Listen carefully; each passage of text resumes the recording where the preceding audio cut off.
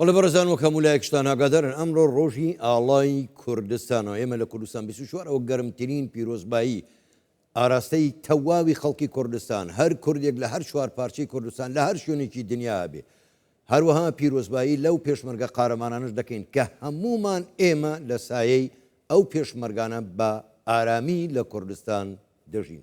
دەمانەوێت سەبارەت بە ڕۆژی ئاڵا لەگەڵ میوانەکەمان قسە بکەینەوە گرنگجی ئەم ئاڵایە چیە و بۆچی دەبێ ئەم ئاڵایە بتوانێت هەمومان پێکەوە بکە بە جیاوازی بیر و ڕاشەوە. میوانەکەمان زۆر بەڕێز کاگاری هەرسین بەرپرسی لقی چواری پارتی دیموکراتی کوردستان ڕاستەوخۆ لە شاری سلێمانیەوە لەگەڵماندایە کاک ئاری شەوتان باش. سەرەتا پیرۆزبایی ڕۆژی ئاڵا لە جەنابەت و لە تەواوی خەڵکی شاری سلێمانی خۆشەویست دەکەین. سوپاسیشتانەکەین کە بەشدارن لەگەڵمان لە ژووری هەواڵی کوردستان 24 دەست خۆش ئاڵات پێیە و دەیشەکێنیتەوە. سوپاست دەکەم. من دەمێ بزانم بۆچی ئاڵای کوردستان وەکو سمبل و هێمای گەلی کوردستانە و بۆچی گرنگە؟ زۆر سپاس کاک حاکم. ڕۆژی ئاڵای پیرۆزی کوردستان لە جەنابیشتان پیرۆزە لە هەموو خەڵکی کوردستان بەبێ جیاوازی. وەڵاهی ئەم ئاڵایە زۆر بایەخی زیاترە لەوەی پارچە کاغەزێ بێ یا پارچە پەڕۆیەک. ئەم ئاڵایە سیمبۆلیکی میلەتێکە، کۆکردنەوەی یەک پارچەی نیشتیمانێکە ئەگەر لەسەر کاغەزیش بێ. بۆیە مانەوەی ئێمە بەسراوەتەوە بە سیمبولەکانمانەوە کە چەند ئاڵایە. بۆیە هەموو کوردێکی نیشتیمان پەروەر، هەموو ئینسانێکی نەتەوەی ئاواتە خوازە ئەو ڕۆژە بێتە دی کام ئاڵایە لەسەر بینایی نەتەوە یەکگرتوەکان لە نیویۆرک هەڵبواسرێ. ئێمەش حسابی ئینسانمان بۆ بکەن لەسەر ئەم عەرزە، حسابی میلەتێکی سەربەخۆمان بۆ بکەن، نەک پاشکۆی میلەتانی تر. زۆر باشە. دەست خۆش کاک ئاری. ئەمڕۆ مەسرور بارزانی سەرۆکی حکوومەتی هەرێمی کوردستان لە یادی ڕۆژی ئاڵای کوردستانە دەڵێت دەبێ ئەم ئاڵایە هەمومان کۆ بکاتەوە، لەژێر ئەم ئاڵایە هەمومان بە جیاوازی بیر و باوەڕیشمانەوە. ئەمە چ پەیامێکی تایە بۆ هەموو لایەنە کوردستانیەکان لە هەرێمی کوردستان؟ ئەمە یعنی پەیامێکی زۆر ڕوونە کە جەنابیان بە ئێمەیەڵێت ئەوەیە کە تۆ پێش ئەوەی هەر شتێبی کوردیت و کوردستانیت لە پێشەوەی ئەندامی حیزبێبی هەواداری حیزبێبی چ بیر و باوەڕێکی سیاسیت هەیە، ئەوانە هەمووی سەرچاوم. بەڵام لە پێش هەمویانەوە تۆ خەڵکی کوردستانی ئێمە کۆمەڵێشتی مشتەرەکمان هەیە، وەکو زمان، وەکو مێژوو، وەکو نیشتیمان، وەکو ئاڵا. ئەوە کۆمانەکاتەوە. با نەهێڵین هەندێک جوزئیاتی تر هەیە لەکتر دوورمان کاتەوە کە نەتوانین ئیشوکاری خۆمان لەم هەرێمە بەباشی بەرین بەڕێوە و بێگرتووی و بە شێوەیەکی سیستیماتیک و مۆدێڕن. باش. کاک ئاری، من پێم خۆشە زۆر بە ڕاشکاوانە وەڵامی ئەم پرسیارم بدەیتەوە. لە ئەنفالدا بینیمان کاتێک سوپای عێراق هێرشی کرد لەسەر کوردستان و قەتڵ و عامی خەڵکی کوردستانی کرد و ئەنفالی کرد. نەیان پرسی چێ پارتیە، چێتیە، چێ شوێعیە، چێ ئیسلامیە، مهم کورد بگرە و بیکوژە. کەواتە ئەمڕۆ دیسانەوە دەگەڕێمەوە سەر پەیامەکەی سەرۆکی حکوومەتی هەرێمی کوردستان مەسرور بارزانی لەم قۆناغە هەستیارەدا. ئێستا قۆناغێکی یەکجار هەستیار و مەترسیداریشدا.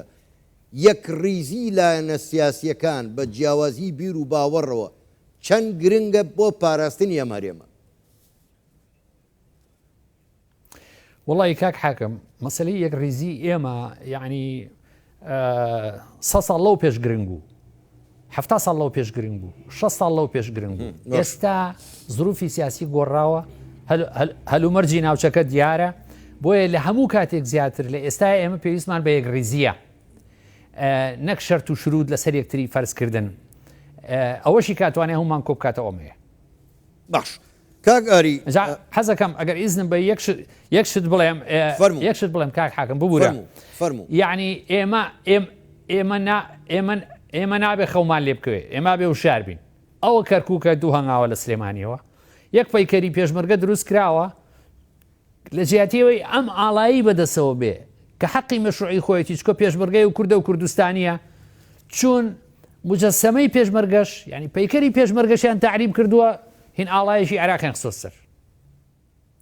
جا بۆیە ئەبێ ئێمە لایەنە سیاسیەکان خەڵکی کوردستان لە پێش لایەنە سیاسی خەڵکی کوردستان ئەبێ بە ئاگابن کە شۆڤێنیست لە ناو نەچووە بەخەبەرە و چالاکە ئەو باشترین نمونەیەتی لە کەرکووک. باش کاک ئاری سبەی کۆبوونەوەی کۆمیتەی ناوەندی پارتی دیموکراتی کوردستانە ئەلەم کاتەدا گرنگی ئەم کۆبوونەوەیە لە چیدایە و دەیەوێ چ پەیامێک بگەێنێ بە تەواوی لایەنەکان نەکەر بە پارتی دیموکراتی کوردستان. واللهی ئەو کۆبوونەوەی سبەینێ لە دووسێ لاوە گرنگە. یەکەم ئەوەیە جارێ باسی ئەو بکەینەوە کۆتایی ساڵە وڵین قفڵی ساڵە و پێداچوونەوەیەکە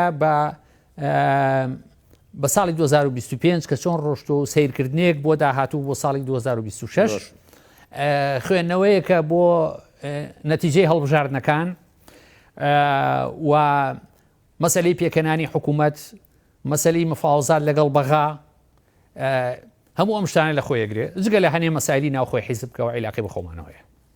باش کاک ئاری بۆ خۆت باش دەزانانی ئەوە ساڵێک و تقریبان 2 مانگ تێپەڕیەوە هەڵبژاردننی خولی پەرلەمانی کوردستان کراوە تاکو ئێستا حکوومەت پێک نەیەنراوە بۆچی حکوومەت پێک نایەت هۆکاری ئەمە چییە؟ ئایا هەمومان کە لەم پاپۆڕەداین پێی دەڵێن کوردستان ئەگەر وریای نەبین کەس لێی دەرباز دەبێ بۆچی ناتوانین حکوومەت پێک بهێنین؟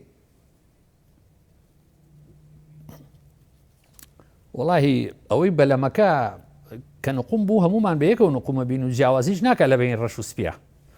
بەڵام ئەوەی بۆچی حکوومەت پێک نایە خۆ دەزانی ینی دووجەم سەرێکی حکومڕانی لە هەرێمی کوردستان ئێمەوەی شێتی نیشتیمانی کوردستانی ئەو لایەنەی کە زۆر بەداخەوە یعنی گیرێ لە هاتنە پێشەوە و دانانی کۆمەڵێ مەرجی پێشوەخت و ئەلەم بابەتانە وەجدی نەبوون لە مفاوزات ئینسان هەندێک جار ئەو هینەوەرەگرێ ینی ئەو ئینتیباع کە تۆ ئەم هەموو مفاوزەیە کراوە ئەم هەموو کۆبوونەوەی کراوە کەچی یعنی هێشتا لە ئاسی تموحانیە یەشێتی نیشتیمانی کوردستان ئەم پرسیارا بێ بە ئادرسی یەشێتی نیشتیمانی کوردستان بڕوە کە بۆچی یەشێتی نیشتیمانی کوردستان و ماتەڵە بەمەوەکە چمە بەستێکی هەیە؟ ئایا ئەوێ ئەمە لە پاکێجێکا بێ لەگەڵ تەوزیعاتی هی پۆست لە بەغا یا پۆستی سەر و کۆمار لەگەڵ ئەوە یا چییە مۆزۆع یان بڕیارەکە لای خۆی نییە یان بڕیارەکە لە یەشێتی نیشتیمانی کوردستان نییە یەکێکە لەمانە ئەی لە لای بەسەر ئێمەوە نییە بڵین تەشکیل ئەی لای کێیە بڕیار نازانم جەناب سەحوفیت و ماشەڵڵا آخر ئەو من جوستم وا بڵێم جەناب کەسێکی سەحوفی و بەهرەداری و متابعی حەزەکە بخۆتان یعنی بەدوا داچوون بکەن بۆ ئەو بۆ بزانین چێە بەڵام کاک ئاری ینی بۆ خۆت باش دەزانی دواخستنی دروستکردن پێکێنانی کابینەی حکوومەتی نوێی هەرێمی کوردستان چیتر دۆستەکانمان لەسەرمان ڕناوەستن مەترسیەکە لەسەر هەموویەتی ئەمڕۆ هەر باشکرا مەسرور بارزانی سەرۆکی حکوومەتی هەرێمی کوردستان دەڵێ وەرن دەست لە ناو دەست با پێکەوە زیاتر خزمەتی سەقامگیری و ئارامی کوردستان بکەین. ئەجا پرسیارەکە چیە کاکە؟ وەڵاجا بڕیارەکە جەنابەت کەسێکی سیاسەتمەداری بەرپرسی لقی شواری پارتی دیموکراتی کوردستانی منیش پرسیار لە جەنابەت دەکەم یعنی بۆچی دەبێ ئێوەمانان درک بەمە بکەن بەڵام لایەنی سیاسی ترمان هەیە درک بەمە ناکە نازانێ مەترسیەکان چییە؟ آخر ئەزانی خۆ لەوانەیە بزانێ مەترسیەکان چییە؟ بەس وەکو هین باوا بڵێم ئەگەر نەزانێ مەترسیەکان چییە زۆر عیبە. حزبێک بڵێ من ئەوەن ساڵ عمرمە و ئەم هەموو تەجروبەیەم هەیە و ئەمانە و نەزانێ وەزعی سیاسی خۆرهەڵاتی ناوەڕاست و عێراق بە تایبەتی چۆنە ئەو عیبێکی گەورەیە. ئەگەر بزانێ و ئەگەر ئەوەش بزانێ هەر ماتەڵە بکە کەواتە قسەکەی منە بڕیارەکە لای خۆی نییە چونکە ئەگەر بڕیارەکە لای خۆی بێ و ماتەڵە بکە دیسان زۆر عیبە. زۆر باشە کاری کاتم زۆر کەماوە دوا پرسیار من دەمێ بزانم هەندێک کەس هەیە هەندێک لایەن هەیە هەندێک جار دەڵێن ئاڵا چییە تەنها پارچە پەڕۆیەکە وەڵامت بۆ ئەوانە چییە؟ ئەو سمبولە تۆ وڵاتانی ئەوروپاشت دیوە لە هەموو وڵاتان هەموو نەتەوەکان شانازی بە ئاڵاکەی خۆیانەوەکەن بۆچی هەندێک کەس ئاوا تەماشای ئاڵان ناکات؟ ئەوە دوونەوە یا ئینسانێکی لەگەر ڕێزم بۆ بینەرانی بەڕێز ئینسانێکی گەمژەیە وعی قەومی وعی وەتەنی نییە یعنی ئاگاهی نیشتیمانی و نەتەوەیی نییە ئەگەر بۆ کەسێک کە ساحیبی دەوڵەتە ئەگەر بۆ بابایکی فەڕەنسیە سویدی بڵێ من ئاڵام بۆ مهم نییە ئینسان تێگا بۆ لەبەی دەوڵەتە سەر بە خۆیاڵە کاکە من ئینتیمام نییە بۆ ئاڵایە بەڵام ئەمە بۆ تۆ سیمبولیکە لە ئێستایە ئەمە لە کەرکووک مەمنوعە ئەمەی دەستی من لە زۆر شوێن لەسەر ئەم عەرزە مەمنوعە ئەی نابێ ئەو ئینسانە لە خۆی پرسێ ئێکەواتە ئەما بێ زۆر بە قیمەت بێ بۆیە مەمنوعە چکە خۆم مادەی هۆشبەر نییە ئەمە سیمبۆلی میلەتێکە هی نیشتیمانێکە ئەوە هۆکارەکەی وایە دەست خۆش هەر بژیت زۆر بەڕێز کاگاری هەرسین بەرپرسی لقی چواری پارتی دیموکراتی کوردستان ڕاستەوخۆ لە شاری سلێمانیەوە بەشدار بووی لەگەڵمان لە ژووری هەواڵ گەلێک سوپاس بۆ ئێوە شەوتان باش.